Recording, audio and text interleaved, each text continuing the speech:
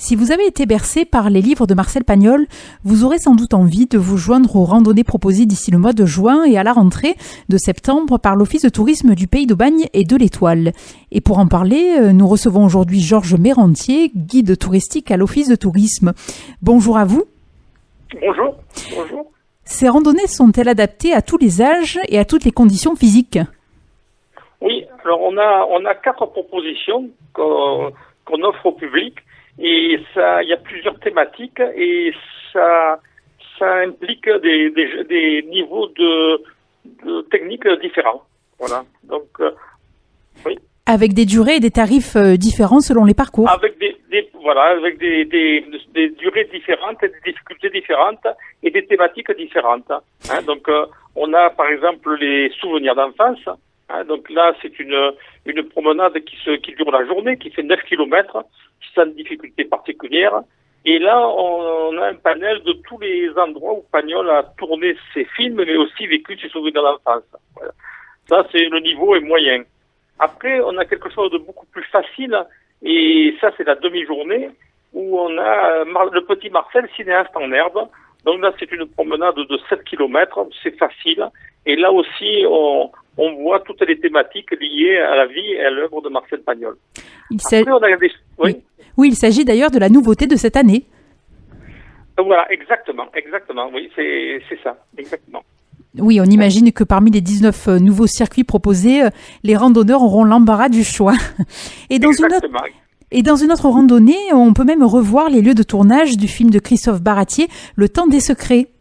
Exactement. Alors là, c'est quelque chose qu'on offre à des gens plus aguerris au niveau de la randonnée, parce qu'il y a quand même, bon, c'est pas grand, hein, c'est 12 kilomètres, voilà, mais il y a 600 mètres de dénivelé, et là, on passe dans tous les lieux, dans de nombreux lieux où Philippe Baratier a tourné il y a 2 ans le Temps des secrets, voilà. Oui, et pour les amateurs du cinéma de Pagnol, une randonnée propose de découvrir les lieux qui ont servi de décor à Pagnol lui-même pour réaliser ses films, La fille du puisatier, Angèle et bien d'autres. Voilà, exactement, oui. Donc là, c'est une randonnée qui fait à peu près 13 kilomètres. Et là, on passe vraiment que dans les endroits où Pagnol a tourné ses films. Hein, donc, alors évidemment, on passe au Puy de Rému, où Marcel Pagnol a tourné La fille du puisatier. On arrive au Mas de Bassacan où Marcel Pagnol a tourné Manon des Sources. On va à la ferme d'Angèle où Marcel Pagnol a tourné Angèle. On va au petit village de Aubignan où il a tourné Reguin. Et on revient sur Manon des Sources. Et on voit aussi les films de Yves Robert, puisque Yves Robert, en 1990, va tourner une partie de ses films, La gloire de mon père, de ma mère, à Aubagne. Hein, donc, on passe aussi sur ces lieux de tournage. Les personnages de Pagnol font partie du patrimoine de la Provence et l'on revoit toujours ces films avec plaisir. Et alors, suivant les circuits, on pourra même apprécier les saveurs de notre belle région. Oui, exactement, oui. Alors après, vous avez, sur Aubagne, évidemment, vous avez de nombreux restaurants, vous avez aussi des musées, hein, donc on peut parler aussi des musées. Hein, donc quand on revient sur Aubagne, on a le musée Marcel Pagnol, le petit mode de Marcel Pagnol. On a aussi la maison natale de Marcel Pagnol, donc une reconstitution de sa maison natale au 16 cours Barthélemy, où Marcel Pagnol est né le 28 février 1895. On a le village des Santons, donc ça c'est important aussi. Et le village des Santons, on y représente 3500 Santons qui ont été réalisés par 17 santonniers et céramistes aubagnais dans un décor de Provence. Et puis nous avons une galerie d'art où là, il y a un mélange de céramique et de santon. On propose au public toute la production des santonniers céramistes aubagnais. Voilà. Je reviens aussi sur les randonnées. Les auditeurs de Radio JM seront peut-être séduits par une randonnée nocturne au cours de laquelle seront proposés des jeux d'hiver et un quiz sur la faune et la flore régionale. Oui, alors là, là nous sommes dans le festival de randonnée. Hein. Nous sommes donc le 6, 7 et 8 mai. L'Office du tourisme intercommunal d'Aubagne et du Pays de l'Étoile organise un festival de randonnée. Et là, nous avons moult possibilités de randonnée. Ça va d'une petite randonnée de 3 km jusqu'à une grande randonnée de 22 km avec des thématiques différentes et variées pour découvrir tout le panel de la Provence. Hein. Donc ce n'est que la faune, la flore, le paysage, la géologie et tout ça. Et les plus sportifs pourront même s'initier à la marche nordique, louer des VTT et même prendre part à un trail au clair de lune sur le mont Julien. Exactement. Oui, et donc il y a tout un panel de randonnées diverses qui vont permettre au public de se régaler, quoi, comme on dit en Provence. Tout à fait. Et à l'occasion de ce festival de randonnée, les enfants pourront même partir à la découverte des abeilles. Exactement, oui. Alors évidemment, on a aussi des petites thématiques où il n'y a pas trop de randonnée, hein, donc où il y a juste une observation de quelque chose. Hein, voilà. Et là, entre autres, la découverte du monde des abeilles. C'est en effet essentiel de sensibiliser les plus jeunes sur le rôle des abeilles dont le taux d'extinction est de 100 à 1000 fois supérieur à la normale. Eh bien, merci beaucoup pour cette interview, Georges Mérentier. Rappelons que la nature est fragile et doit être respectée pour que chacun puisse l'apprécier. Pour plus d'informations, rendez-vous sur le site tourisme-paysdaubagne.fr. Merci beaucoup. Bonne soirée. Merci à vous. Au revoir. Sommes-nous seuls dans l'univers ? Si vous souhaitez en savoir un peu plus sur les exoplanètes, vous pouvez aller visiter l'exposition La quête des mondes extrasolaires, des planètes par milliers, à l'Observatoire historique de Marseille. Richard Hamou, médiateur scientifique du planétarium de l'Observatoire, est avec nous pour en parler. Bonjour à vous. Bonjour. Tout d'abord, avant de nous parler des exoplanètes, dites-nous tout. L'Observatoire astronomique de Marseille, qui date du XVIIIe siècle, a compté d'illustres astronomes auxquels on doit d'ailleurs la découverte de nombreuses comètes et astéroïdes. C'est ça. On a détenu le record du monde de découverte de comètes avant 1900. Donc des dizaines de comètes ont été découvertes à Marseille et on a même calculé un peu plus tard la position de notre système solaire dans la galaxie où nous nous trouvons. Donc c'est les chercheurs marseillais qui ont fait ça. Fascinant en effet. Alors qu'est-ce qui qualifie une exoplanète ? Une exoplanète, en fait, c'est une planète qui se trouve en dehors de notre système. Vous connaissez tous les planètes du système solaire, plus ou moins. Il y a 8 planètes qui tournent autour de notre étoile, le Soleil. Et quand on regarde les étoiles la nuit, ce sont en fait d'autres soleils, d'autres mondes. Et avant, on imaginait qu'il y avait peut-être des planètes en orbite autour de ces étoiles. Depuis à peu près 25 ans à peu près, on a la confirmation qu'il existe donc des planètes qui tournent autour d'autres étoiles. Oui, et comme vous le dites, la découverte de la première exoplanète 51 Peg B en 1995 est assez récente dans l'histoire de l'astronomie. Jusqu'alors, les instruments n'étaient donc pas suffisamment performants. On avait des instruments, mais c'est sûr que c'était d'avoir la confirmation par mesure test radial, par exemple, que l'étoile était attirée un petit peu par des planètes. Donc, quand des planètes tournent autour d'une étoile, l'étoile va bouger un petit peu. Alors, c'est faible. Il faut donc détecter le déplacement de certaines raies dans le spectre de l'étoile. Après, des fois, on a des méthodes où la planète passe devant l'étoile et du coup, elle va faire baisser la luminosité de l'étoile. Un peu comme lors d'une éclipse sur Terre. Donc, si on observe régulièrement sur une période donnée une baisse de luminosité de l'étoile, ça veut dire qu'il y a bien une planète qui tourne autour de l'étoile. Oui, c'est un exemple. Après, des fois, on a aussi des observations directes. Là, c'est plus difficile parce que l'étoile est très brillante comparée aux planètes qui sont toutes petites et qui tournent autour de l'étoile. Donc, l'étoile éclaire la planète. On la voit toute petite, moins brillante. Et des fois, il faut cacher l'étoile brillante pour faire ressortir la planète qui tourne autour. Et ça aussi, en méthode image directe, on a aussi des cas de découverte de planètes. Oui, en effet. Et donc, c'est l'utilisation d'un télescope ayant une résolution suffisante qui a permis de découvrir la première exoplanète. Alors, la première planète a été découverte en France, donc à l'Observatoire de Haute-Provence, à l'OHP. C'est des astronomes suisses, Michel Mayor et Didier Queloz, qui ont confirmé donc la détection de la première planète. Et 51 Pégase B, puisque l'étoile en fait, l'étoile observée c'est l'étoile 51 de la constellation de Pégase, donc on dit 51 Pégase, et B en fait c'est le nom de la planète.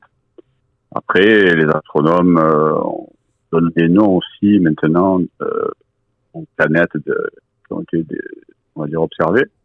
Et la première s'appelle Dimidium. Oui, et alors aussi, un jeune lycéen en stage à la NASA a pu découvrir une exoplanète en 2020. Comment se fait-il? Après, on va dire qu'aujourd'hui, avec un télescope et des caméras, et en faisant de la spectroscopie, on a la possibilité d'observer aussi ce genre de phénomène. Donc c'est possible. On n'a pas besoin d'avoir un très grand télescope pour faire une découverte. C'est pas banal, en effet, sur un CV. Alors, à l'image des planètes du système solaire, il existe différents types d'exoplanètes. Jupiter chaude, super-Terre, monde rocheux, océanique. Pourriez-vous nous donner les caractéristiques de certaines d'entre elles? Souvent, en tout cas, on a souvent trouvé des planètes, on va dire, assez massives et proches de l'étoile. Donc, c'est vrai qu'on peut appeler ça des Jupiters faux, parce que Jupiter, dans notre système solaire, est une géante planète gazeuse et elle est assez loin du Soleil, disons. Nous, on est plus proche et on a trouvé ailleurs beaucoup de planètes ressemblant à Jupiter, mais un peu plus proches de l'étoile. Après, trouver des planètes plutôt telluriques, c'est-à-dire solides comme la Terre, faites de roches, c'est plus difficile parce qu'elles sont plus petites. Et donc, on en a trouvé quand même, mais un peu moins que des géantes planètes. Après, parmi les planètes telluriques, il peut y avoir des planètes qui sont très proches de l'étoile, qui sont donc, on va dire, qui ne sont pas dans la zone habitable pour une étoile. Il y a toujours une zone d'habitabilité. Et c'est en fonction du type d'étoile déjà et de la planète. Après, il faut voir si la planète a une atmosphère, qui est très important. En fonction de plusieurs paramètres, il peut y avoir donc de l'eau à l'état liquide et peut-être une forme de vie. La détection dans l'atmosphère par spectroscopie, par exemple de certaines molécules ou certains atomes peuvent nous dire voilà, ça peut ressembler à l'atmosphère terrestre. Le CO2, le méthane, vous voyez, l'ozone, l'oxygène, ça peut nous donner des indices sur à quoi ressemble la planète. On peut savoir beaucoup de choses à distance. Par contre, aujourd'hui, en imagerie directe, on n'a pas des photos de ces planètes très détaillées.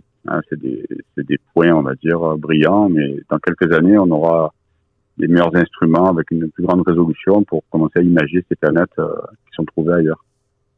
Oui, la détection de CO2, c'est d'ailleurs le télescope spatial James Webb qui a permis d'en détecter dans l'atmosphère d'une exoplanète. Il s'agissait d'une géante gazeuse, je crois. Oui, alors après, on a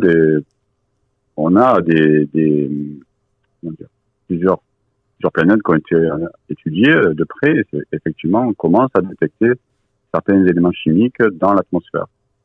C'est ça qui est une grande, on va dire, une grande prouesse aujourd'hui et qui nous permet à distance de dire si la planète ressemble à la nôtre. Oui, c'est une avancée importante, d'autant qu'elle pourrait permettre un jour de détecter aussi du CO2 dans les atmosphères des planètes rocheuses. Alors, on en trouve petit à petit, mais c'est vrai que, comme je vous l'ai dit, les planètes telluriques sont beaucoup plus petites. Donc, si l'atmosphère est assez ténue, à distance, c'est pas forcément évident de faire de la spectroscopie, mais en tout cas, c'est prometteur et avec les nouveaux instruments comme le James Webb ou d'autres, dans le futur, on pourra avoir plus de données sur les atmosphères de ces planètes.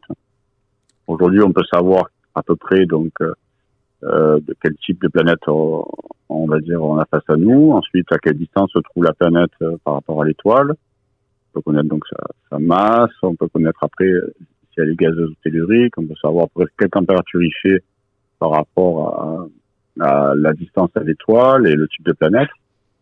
Et après, c'est l'étude de l'atmosphère qui sera, on va dire, le plus important. Et en infrarouge, aujourd'hui, on a des télescopes aussi qui sont capables d'étudier les planètes extrasolaires, donc dans des longueurs d'onde que l'œil humain ne peut pas voir. En infrarouge, ça peut être intéressant aussi. Alors Richard, vous espérez susciter des vocations à travers l'exposition proposée par l'Observatoire des sciences de l'univers, le laboratoire d'astrophysique de Marseille et les instituts PTAS et Andromède, présentée sous forme ludique. Nous, on a une exposition qui a été réalisée donc par le service un peu de communication de l'observatoire, plus donc des astronomes et des bénévoles aussi de l'association, puisque l'association a été créée dans les années 70 par des astronomes au départ, pour vulgariser l'astronomie au grand public et aux scolaires. Donc on travaille ensemble pour chaque année proposer une exposition sur un sujet en astronomie. Donc vous avez en ce moment cette exposition, mais ça change assez régulièrement. Oui, et cette exposition aborde également les programmes instrumentaux en préparation ? Oui, il y a pour la quête des planètes extrasolaires ou exoplanètes, il y a eu déjà des satellites, télescopes dans le passé, et donc on a commencé il y a quand même à peu près 30 ans. Donc c'est pour ça qu'il y a des nouveaux aussi projets, et il y a la mission Plateau par exemple et d'autres qui verront le jour. Mais aujourd'hui c'est surtout on parle surtout des télescopes TESS et Kepler qui découvrent beaucoup de planètes extrasolaires. Oui, cela devrait permettre de mieux comprendre les mécanismes de formation et d'évolution des systèmes planétaires. Eh bien, merci beaucoup Richard Hamou de nous avoir fait connaître un peu plus l'univers qui nous entoure. Pour plus d'informations sur l'exposition, vous pouvez regarder le site andromède.id.st. Merci à vous. Aussi notre page Facebook, Andromède Planétarium Marseille. Vous avez toutes les infos mis à jour régulièrement pour les activités, pour les soirées aussi d'observation, pour le public l'après-midi, pour la visite des instruments anciens.